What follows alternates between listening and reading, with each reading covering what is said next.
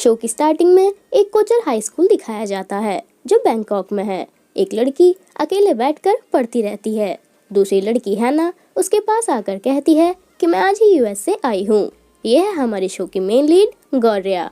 हैना उससे पूछती है कि तुम अकेले क्यों बैठी हो। गौर्या बताती है कि मैं यहाँ स्कॉलरशिप पे आई हूँ।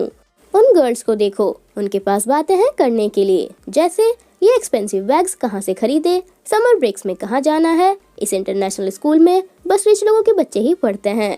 अगर तुम्हें भी उन गर्ल्स के पास जाना हो तो जा सकती हो। मैं थोड़ी बोरिंग टाइप की हूँ। हैना उठकर चली जाती है और वापस आकर कहती है कि मुझे तो तुम्हारी फ्रेंड ही बनना है। वे गर्ल्स मुझे अच्छी नहीं लगी और मेरे जैसे न्यू स्टूडेंट को कोई एडवाइस देना चाहोगी। वे कहती है कि यहाँ स्टूडेंट्स को परेशान किया जाता है। ये स्कूल जितना बेटर और सेफ दिखता है उतना स्पेशल भी है। गौर्या बताती है कि स्कूल में एक गेम खेला जाता है। एक लड़के को रेड कार्ड मिल जाता है। ये न्यूज़ सब स्टूडेंट्स के पास मैसेज के थ्रू पहुंच जाती है। गौर्या बताती है कि गेम को जज स्कूल का एक ग्रुप करता है। जो भी उन लोगों से पंगा लेता है उसके लॉकर में रेड कार्ड रख दिया जाता है। इसका मतलब बाकी सब लोग उसके साथ वो कर सकते हैं जो वे करना चाहते हैं। उन्हें पता है वे कैमरा के सामने कुछ नहीं कर सकते, तो सब कुछ ऐसे दिखाते हैं जैसे वो सीन एक्सीडेंट था।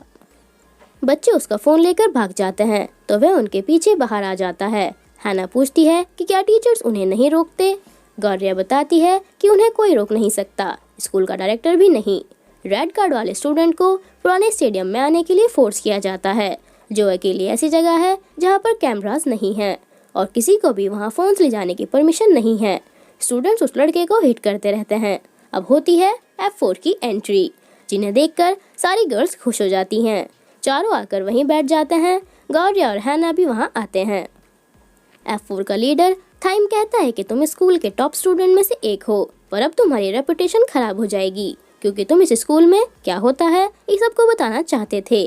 क्या तुम्हें मैं इडियट लगता हूँ? वह लड़का कहता है कि इन वीडियो से तुम्हारा सच सबके सामने आ जाएगा।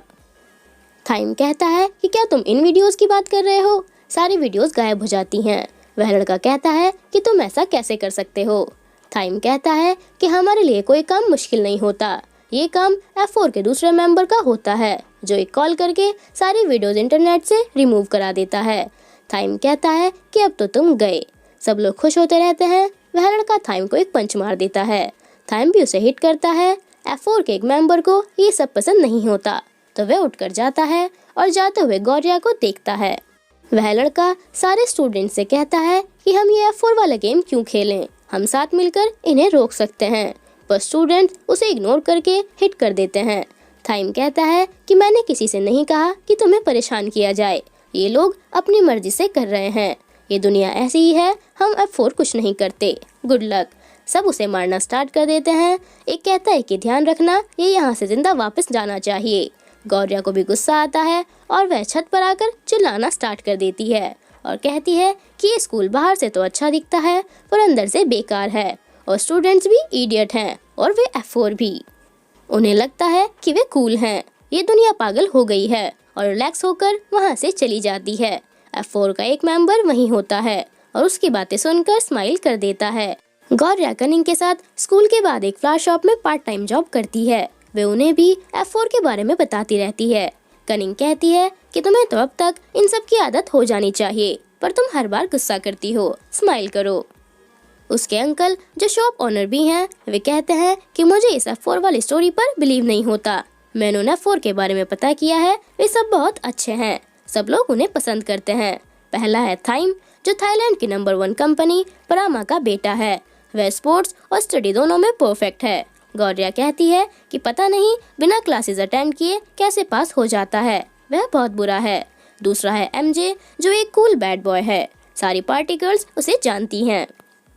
गौर्या बताती है कि MJ एक माफिया है। तीसरा मेंबर है केविन, उसकी family high level government official है जो एक्सपोर्ट बिजनेस करते हैं। कनिंग कहती है कि वह बिल्कुल रॉयल लगता है। गौर्या कहती है कि ये प्ले बॉय है, जिसे गर्ल्स के साथ फ्लर्ट करना पसंद है। उसके अंकल बताते हैं कि लास्ट है रेन, जो थाईलैंड के नंबर 1 हेल्थ सेंटर के ओनर का बेटा है। ये बहुत हैंडसम है और इसे ज्यादा बोलना भी पसंद नहीं है। गौर्या कहती है कि ये बाकी F4 मेंबर से अलग है, पर एक दूसरे को कुछ गलत करने से रोकते भी नहीं हैं। ये सब रिच और परफेक्ट दिखते हैं और स्कूल में डोनेशन देकर उस पर राज करते हैं। उसके अंकल उसे उन लोगों से दूर रहने के लिए कहते हैं और कहते हैं कि अगर अब तक कोई उन्हें चेंज नहीं कर पाया तो हम जैसे लोग तो कुछ भी नहीं कर सकते। गौरिया कहती है कि ठीक है, मैं चुप ही रहूंगी। उसके बाद उसे उसकी फैमिली के साथ दिखाते हैं। उसके शूज फटे देखकर उसकी मम्मी कहती है कि तुम ऐसे शूज पहनकर जाती हो, क्या बाकी स्टूडेंट्स तुम्हें कुछ नहीं कहते? गौरिया कहती है कि ये अभी और चल सकते हैं, तो पैसे वेस्ट क्यों करने? वैसे भी मुझे इतने बड़े स्कूल में भेजकर आपके ज्यादा पैसे खर्च होते हैं।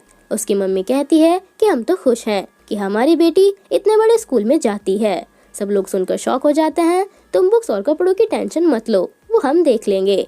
और क्या पता स्कूल में कोई हैंडसम रिच लड़का तुम्हें पसंद कर ले। उसके बाद वह मैगजीन में एक लड़की मीरा की फोटो देखती है। फ्लैशबैक में दिखाते हैं कि मीरा ने स्टूडेंट्स को मोटिवेट करके कहा था कि अपना बैकग्राउंड और स्टेटस भूलकर अपने ड्रीम को फॉलो करो। गौरिया कहती है कि मीरा की वजह से ही मैंने स्कूल में एडमिशन लिया, पर ये स्कूल ऐसा नहीं है जैसा मैंने सोचा था। और F4 को देखती है। हैना आकर कहती है कि मीरा बहुत कूल है। गौरिया पूछती है कि क्या तुम भी उसे जानती हो? हैना कहती है कि उसी की वजह से मैंने इस स्कूल में एडमिशन लिया है, पर इस तरह स्टूडेंट्स को परेशान करना मुझे भी पसंद नहीं है। मुझे ये सब एडवांस में बताने के लिए थैंक यू, वरना मैं भी प्रॉब्लम में फंस जाती। गौरिया कहती है कि पढ़ाई पे फोकस करके ग्रेजुएशन तक सेफ रहेंगे। हैना हाँ कर देती है और जैसे ही उठकर जाती है तो थाइम से टकरा जाती है। थाइम उसे देखकर कहता है कि क्या ये तुम्हारा बॉयज से फ्लर्ट करने का तरीका है? हैना सॉरी बोलकर कहती है कि मैंने जानबूझकर नहीं किया, मैं तुम्हारे लिए नए शूज ला दूंगी। थाइम कहता है कि ये शूज स्पेशली पेरिस में बने हुए हैं, क्या तुम खरीद पाओगी? MJ कहता है कि इतनी क्यूट लड़की को डराओ मत। हैना रिक्वेस्ट करती रहती है कि प्लीज मुझे माफ कर दो, जो तुम कहोगे मैं वही करूंगी। सब स्टूडेंट्स कहते हैं कि इसके शूज अपने टंग से क्लीन करो। थाइम कहता है कि ऐसा भी किया जा सकता है, अगर तुमने कर दिया तो मैं तुम्हें माफ कर दूंगा। सब स्टूडेंट्स क्लैपिंग स्टार्ट कर देते हैं। गौरिया को गुस्सा आ जाता है। थाइम उसे देखता है। गौरिया उसके पास आकर कहती है कि बस बहुत हो गया, उसने ये जानबूझकर नहीं किया, इसे माफ कर दो। थाइम कहता है कि क्या तुम मुझे ऑर्डर दे रही हो? वह मना कर देती है। थाइम कहता है कि चलो मैंने तुम्हारा ऑर्डर मान लिया, और हैना से कहता है कि तुम लकी हो जो तुम्हारी ऐसी फ्रेंड है, और चला जाता है। नेक्स्ट डे उसके लॉकर में भी रेड कार्ड होता है। ये न्यूज़ पूरे स्कूल में फैल जाती है। गर्ल्स कहती हैं कि ये नहीं बच पाएगी। गौरिया टीचर को सिक रूम में जाने के लिए बोलकर वहाँ आ जाती है। दो स्टूडेंट्स भी सर दर्द का बहाना बनाकर वहाँ आते हैं। डॉक्टर भी आ जाती है। वे उससे बात करने में बिजी होते हैं, तो गौरिया वहाँ से भाग जाती है, पर स्टूडेंट्स उसे वहाँ भी परेशान करते हैं। हैना आकर पूछती है कि क्या स्टूडेंट्स तुम्हें परेशान कर रहे हैं? गौरिया कहती है कि मेरी टेंशन मत लो। हैना बिना कुछ बोले चली जाती है। तभी कुछ गर्ल्स उस पर पानी फेंक देती हैं और उसका मजाक उड़ाती रहती हैं। वह छत पर आकर चिल्लाना स्टार्ट कर देती है। रैन कहता है कि तुम्हारे आने से पहले ये जगह शांत हुआ करती थी। गौरिया बिना आंसर किए जाती है तो रैन उसे रोककर छिपा देता है।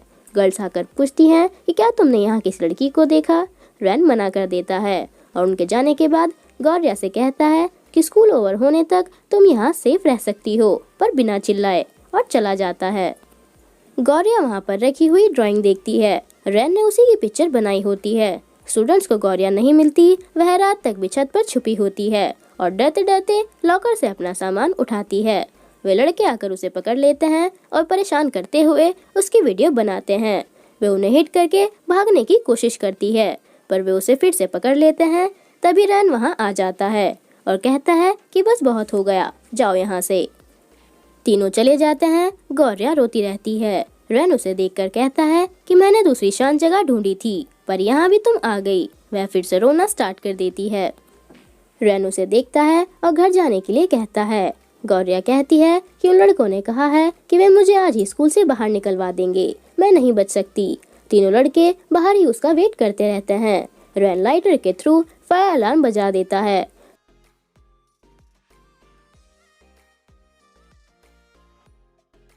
गौरिया उसे देखती है। रैन स्माइल करता है और कहता है कि अब तुम सेफ हो। फायर अलार्म सुनकर तीनों लड़के भाग जाते हैं। रैन स्माइल करते हुए वहाँ से चला जाता है। घर आकर गौरिया अपने आप को रूम में लॉक करके रखती है।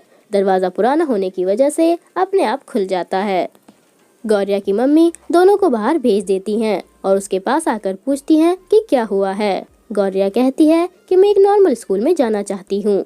वे कहती हैं कि मेरी बेटी स्ट्रांग है जो हर प्रॉब्लम से बाहर आ सकती है। तुम्हारा फ्यूचर तुम्हारे हाथ में है, बस तुम हैंडसम रिच लड़कों के बारे में सोचो। गौरिया कहती है कि आप बस यही चाहती हैं, पैसों से सब कुछ नहीं खरीदा जा सकता। वे कहती हैं कि पैसों से हमें इससे बेटर लाइफ तो मिल ही जाएगी। गौरिया कहती है कि अगर अमीर लोग उनकी तरह होते हैं तो मैं गरीब ही रहना पसंद करूंगी। एमजे और केविन पार्टी करते रहते हैं। थाइम आकर उन तीनों लड़कों को पूल में फेंक देता है और कहता है कि इतनी स्टूपिड हरकत करने की क्या जरूरत थी, उसे स्कूल से निकलवाने के दूसरे तरीके भी थे। एमजे उसे रोकता है। थाइम कहता है कि रैन ने उस लड़की की हेल्प क्यों की। एमजे कहता है कि तुमने कभी किसी लड़की को रेड कार्ड नहीं दिया, बस वह एक छोटी सी लड़की है। मेड आकर थाइम को बताती है कि तुम्हारी मॉम सिंगापुर से वापस आ गई हैं। थाइम गुस्से में चला जाता है। एमजे कहता है कि तुम्हें भी उसे समझाना चाहिए था। केविन कहता है कि बात करने का कोई फायदा नहीं है, उसे कोई नहीं रोक सकता।